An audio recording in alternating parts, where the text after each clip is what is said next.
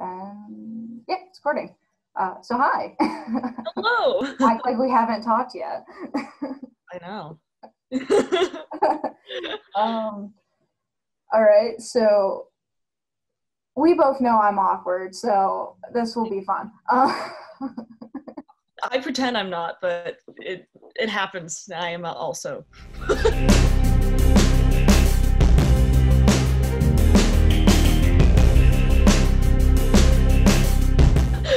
Okay, so well, I guess an introduction. This is the AFTERBURN podcast where we're talking to cast members and other people and talking about, you know, what we're trying to do and really anything Megan and I can come up with. Subjects. That's literally what we did the last time. We had like 3 hours of footage, I think, and it's just because we kept getting off topic. That sounds like most of our film shoots. Honestly, that is a accurate reflection of how we are when we are filming things. Honestly, the only reason I think we got through all of While the World Slept was because of Emily. It was 100% because of Emily. I will not give the credit to anyone else. No, I texted her today because I found I think you know about my quote book on my phone where I have. Oh yeah. So I was bored at work. We were waiting for 2 final trucks to come and unload all the packages, and so I'm just sitting there and I was looking through quotes, and I found all of these from While the World Slept, and so I sent them to her, and she goes, "These are great." And then the next text is, "I'm freaking hilarious." I'm like, I love that. That's what you took away from that. She's like, I'm the star here. Comedy god. Honestly, she was in most of them because I spent most of my time with her, so it makes sense. I think I've got one quote from you though. Oh no. When we were reading the script, I was hoping that I was the one who would get to shoot Spencer, and then I was a problem. I was like, yeah, that just summarizes that entire thing. Yeah. All right. Yeah. Well, so you should probably introduce yourself. Hi, who are you? Hi, I'm Emma Reinagel. I am playing Harley in AFTERBURN. So yeah. Ooh, I think we pronounced your last name right last week. Yeah, sometimes I don't pronounce it right, so it's kind of fair. That's really fair, honestly. All right, so I guess tell us a little bit about you. A little bit about me. I am a BFA acting major at Missouri State University. I'm a junior in college. How I know you is because of While the World Slept. I assume you've maybe discussed this before, but maybe, I don't know. Yeah, did a feature-length film together for I guess it was kind of your senior project. And so we've just been making stuff together and doing projects. So I don't know what else is interesting about me. I make music. You can see my guitars and piano in the background. That's me. I would show you my music stuff, but it's on this wall, and I'd have to move my computer. Yeah, on the wall and my keyboard, which I haven't played in a while until 20 minutes before this. Sometimes that's just how it is, though. You're like, now's the time. I must play the instruments. Exactly. Yeah. I used to do music a lot in high school, and then now I'm focusing on stories and stuff. I think after my parents were alive, so that was fun. They were like, "You want to go to film school?" I was like, "Yeah." Yeah, that's kind of like my parents. I think they assumed I would do more with music because that's what I always did. And they're like, "You want to do acting?" And I was like, "Yes," which is very closely related. But they probably were thinking I was going to be like a music education major, which I was not. I know my parents were like, "Yeah, you're going to school for music production." I was like, "No." Yes, I like music, but my passion is film and making stuff. Yeah. Really stories, but that segues into the next question. How long have you been acting? I have been. I did my first theater camp in third grade, which I would consider my first like step into the acting realm, besides, you know, like the spring and fall like concerts at your elementary school that you did, you know. um, um, well, first in second grade, I was the understudy for a solo in Do Re Mi from Sound of Music.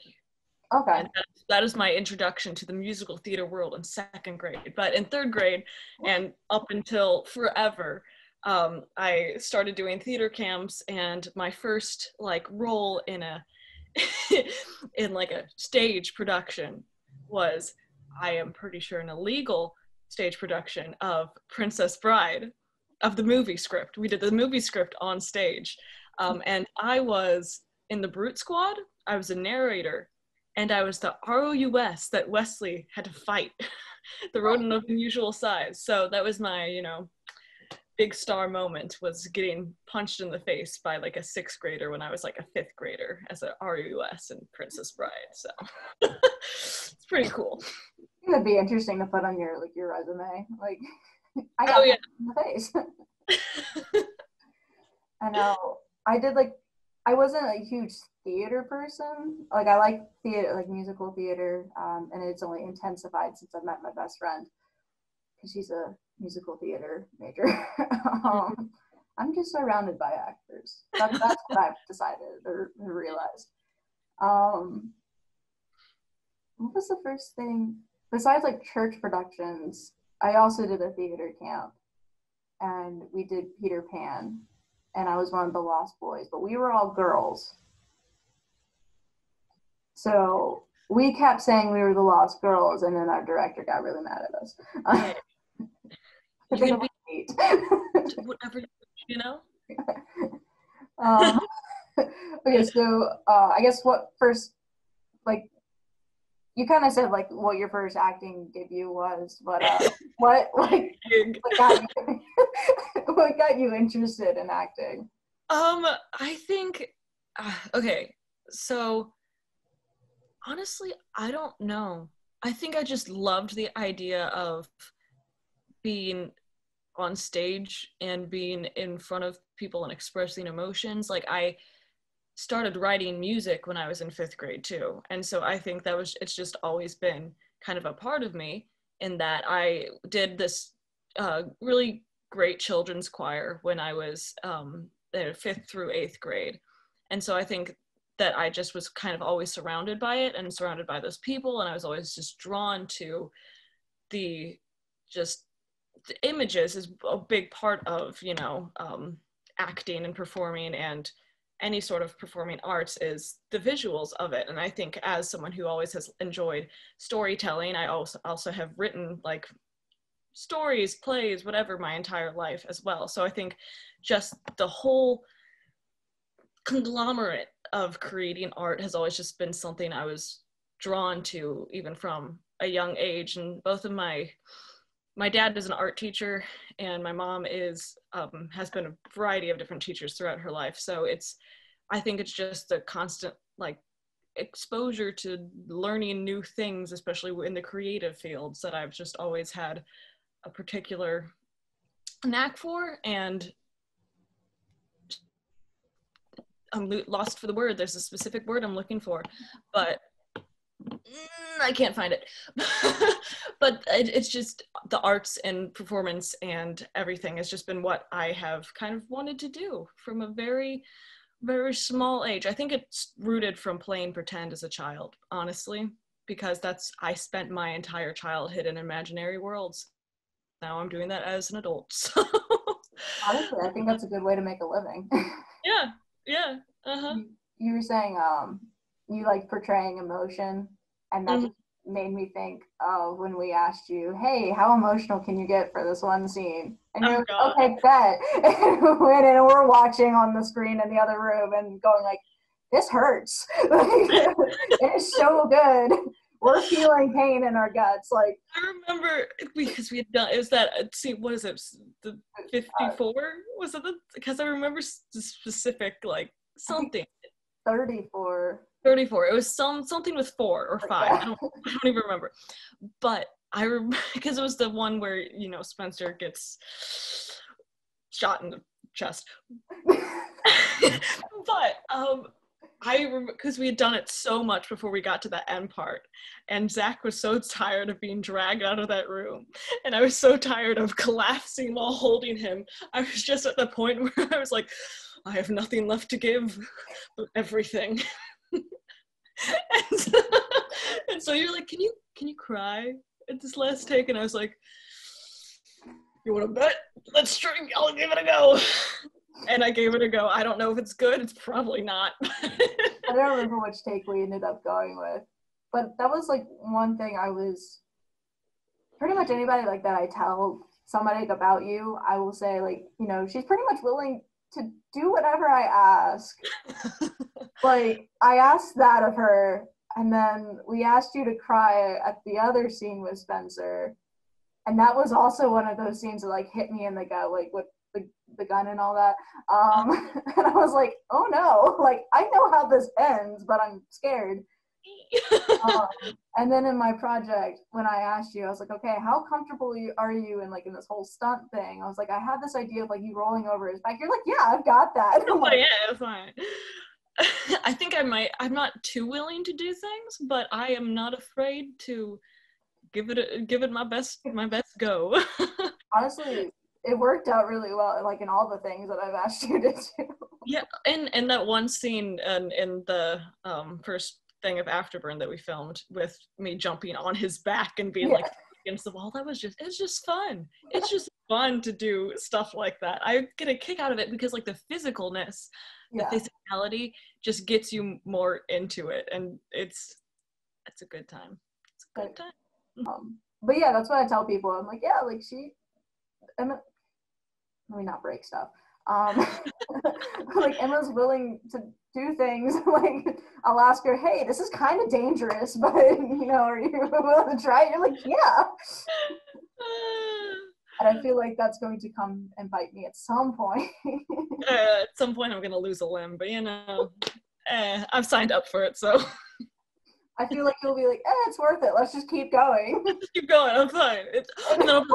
Continuity. Oh no. You need to go to a hospital. I feel like that's how that will go. We'll try to like not let you lose a limb. Yeah. I think those are kind of important. That's a good goal to have. I think that's an important goal to keep. Okay, so how do you get, I can't read. These are questions that Megan wrote. How do you go about getting to know and becoming a character?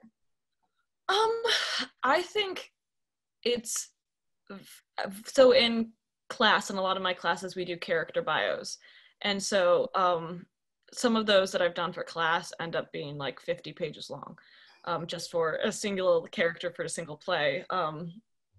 Just because I like writing and I write excessive.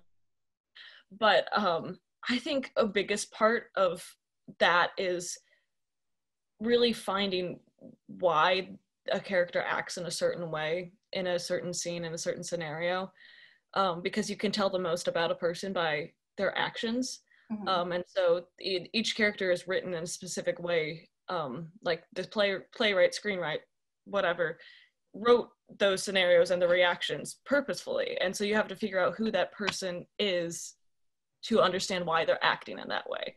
And so no matter what, it's always coming from each character is coming from a place of honesty within me, but each character reacts in a different way. So no matter how I would do in that situation, it's important for me to figure out, okay, I might not react like this, but this person has this mindset, they think this way. And so really getting into the why, the how, the what led up to this, what from their past informs this moment, what's currently happening, how are they responding to the people in the space itself.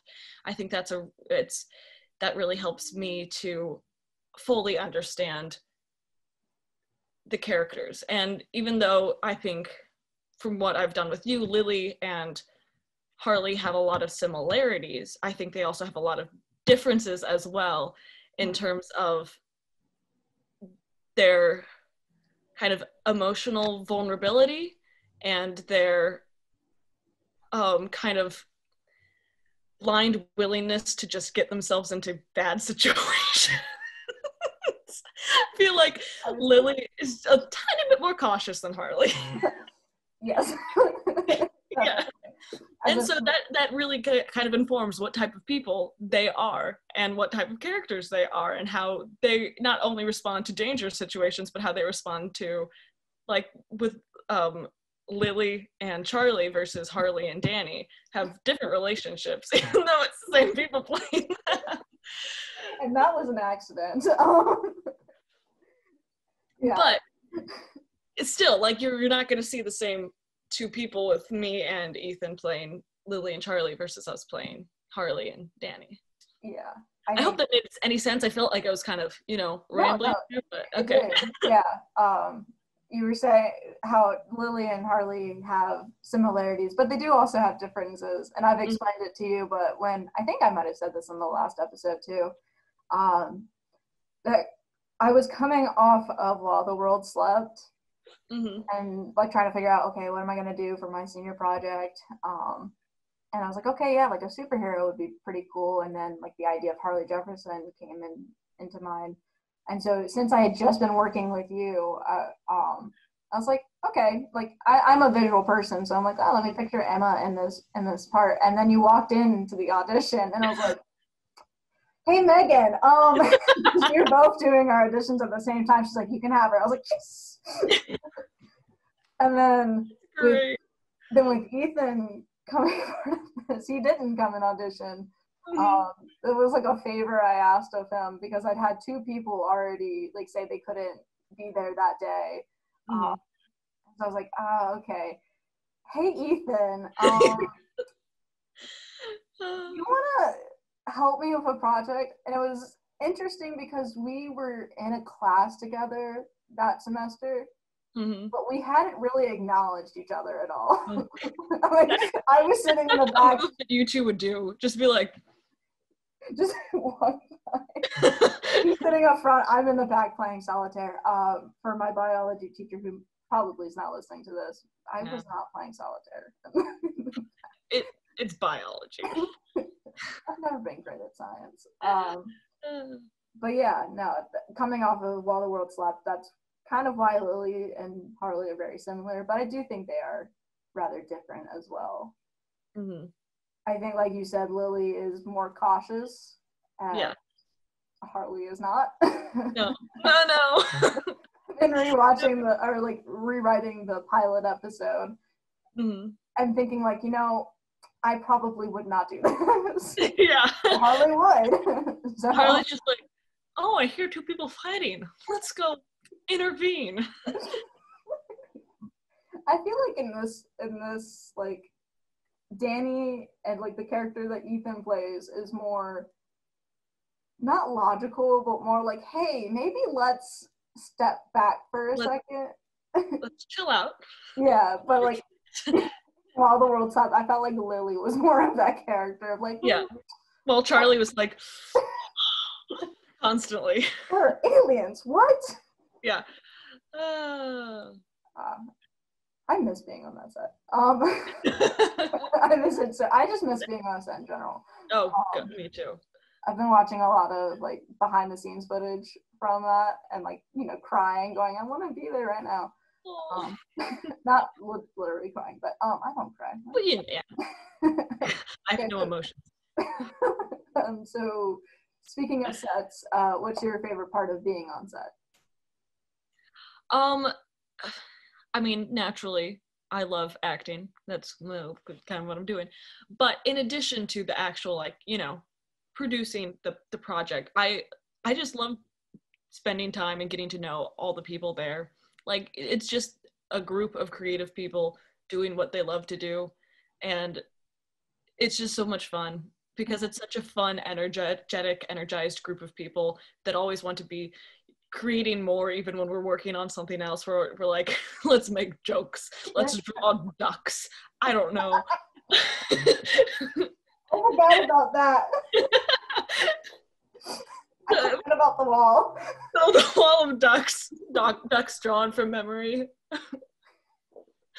But no, I think that's, and as an actor who has not, I don't have a ton of experience on the other side of the camera, I have learned so much about just the technical aspect of filmmaking through just being on sets and having either being the one in the scene or just sitting back and watching other people be filmed being in the scene and just seeing what everybody has to do to set up shots, to get the sound ready, to get the camera ready, to figure out the lighting, especially like Jace with all his lighting he did was just, it was so cool. Like, it's incredible just how much goes into the look of everything. And I find that just so interesting as someone who also loves just the visuals, just the presentation of everything. Yeah. So that answer pretty much covered every part of that I love. So but everything of set is your favorite. No, it is fun.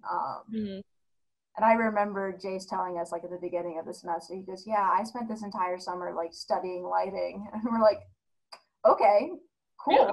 And then it came out like fantastic, and we're like, yep. Yeah, cool. It looks good. I think a lot of the scenes like that, like some of my favorite scenes had like just fantastic lighting. And that would be this is going to be become a podcast about While the World Slept. It is. I'm like, we're here to talk about something else, but honestly, my lighting wasn't that great on Afterburn. Cinematography is not my strongest point. I will find somebody who sees at that.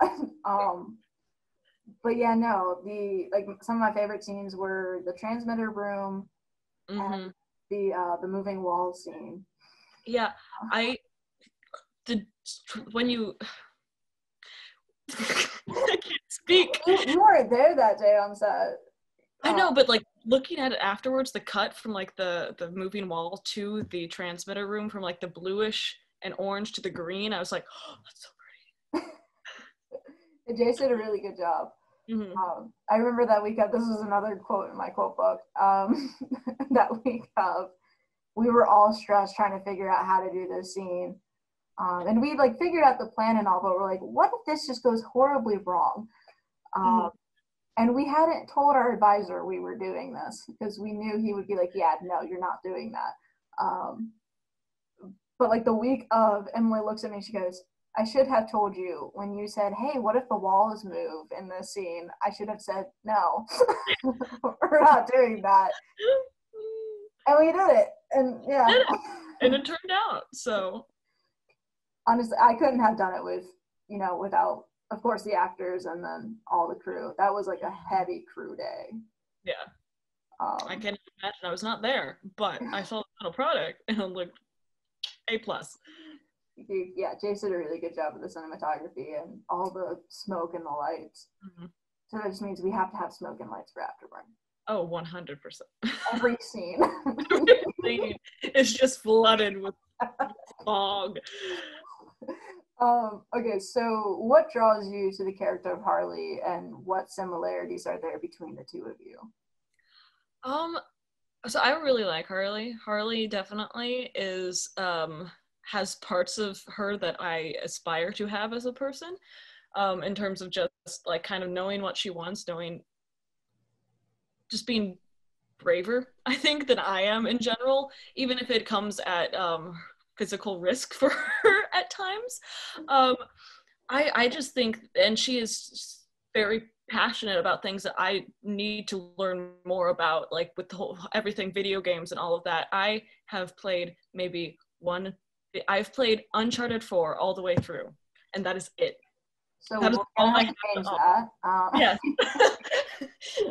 That is all I have to offer. And so I need to do research to understand where she is coming from as this character. But in general, like, I also just can relate to having a passion and that knowledge for something that you just like love, and it's just something that really drives you as a person. But then also just her constant need and want to help people, because that is something I also I think I prioritize in my life. I hope it seems that I do, but that's just something that's so important to her as a person, and that really draws me to what drives her and her motives in terms of her relationships, in terms of her wants, in terms of just the story in general, is her need to just make sure everybody's okay and protect people. Okay, so I'm trying to figure out how to word this. So if you could choose, and I'm not saying you can because I already know what happens to Harley. I know. But if you could choose, evil laugh. Honestly, I feel like any project that I work on, everybody who works with me should be afraid. Like their characters, like they should just be afraid for them. Because honestly, like Emily and I, we wanted to kill almost every character in all the world. We settled on one. But see, I don't have the restrictions of my school anymore. So there you go. You can kill anyone. But no, if you could choose what happens to Harley, what would you choose for it to happen to her? Oh gosh. I don't know. As a human being, I'm like, oh, I want her to have a lovely life, live happily ever after, yes. But as someone who enjoys action and horribly heartbreaking stories, I would love something awful to happen, you know? Sweet. That gives me so much permission to do whatever I want. No, but I enjoy a good story that is not afraid to put loved characters in very difficult situations. Yes. That still gives me permission to do whatever I want. 100%. I'm like, free range. I know, I told you a few days ago, like, you guys are going to hate me when you get there. I know. I got the text and I was like, oh no. Oh no. So I guess that leads us to our final question that I thought of just now and forgot to put up there for you. So this whole Afterburn, this whole story focuses on what it means to be a hero, and that, you know, there's a bit of a hero in every one of us. Something I was talking to Megan about is that there are 12 characteristics of being a hero, and I've been able to assign at least one characteristic to each character. So even if they're a villain, they still could be a hero. Yeah. So I guess to you, what do you see as a hero? Like, what does a hero look like to you? I think, to me, a hero who is someone who is completely selfless. And I know we live in a time that's very much like prioritize yourself and your own health, and that is very important. But I also think a hero is someone that, despite perhaps what risks it might cause to them, they put other people at times before them and really look and see the situation and think, am I the important one here? Or is helping these people and getting them what they need and them to safety, no matter if it's the smallest thing or the biggest thing in the world? I think that is what makes someone heroic, is disregard for themselves in a certain situation and focusing instead on the others that they could help. I like that answer. Yeah. Okay, that's all the questions I have. Is there anything specific you want to say or about anything? I really don't think so. I'm just super excited for this, man. I've been reading the first episode. I'm like, wow. I've been rewriting the first episode, so things have changed. Oh gosh. No, nothing has changed that much. Just trying to fit different things in this one episode. But yeah. Mm-hmm. But yeah, I'm glad you liked the first episode. And yeah, I'll be getting it out to everybody soon. Just wanted to make sure it was all good. Yeah, so where can people find you, like, social media wise? My Instagram is just my name, Emma Reinagel. Reinagel is complicated, but I assume it will be somewhere on the Reinagel. It's the worst last name. That's my Instagram. What other social? Oh, I have a Twitter now. I finally got a Twitter 2 months ago. Nice. On that bandwagon, it's also just my name. And I have a TikTok, but I don't remember what my username is. That's very helpful. Emma Grace something. It is Emma Grace something. Let me see. Oh gosh. Oh goodness. I don't remember. I can't find the app. There we go. It is m.grace.r. That's the TikTok. That's the TikTok. I'll put it in a bio or somewhere on here. Do I have any other things I don't think so. But like I probably will think of something and be like, oh crap. Dang it. But yeah, that's everything.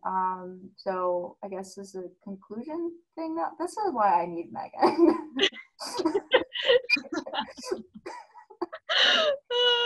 That's a mood.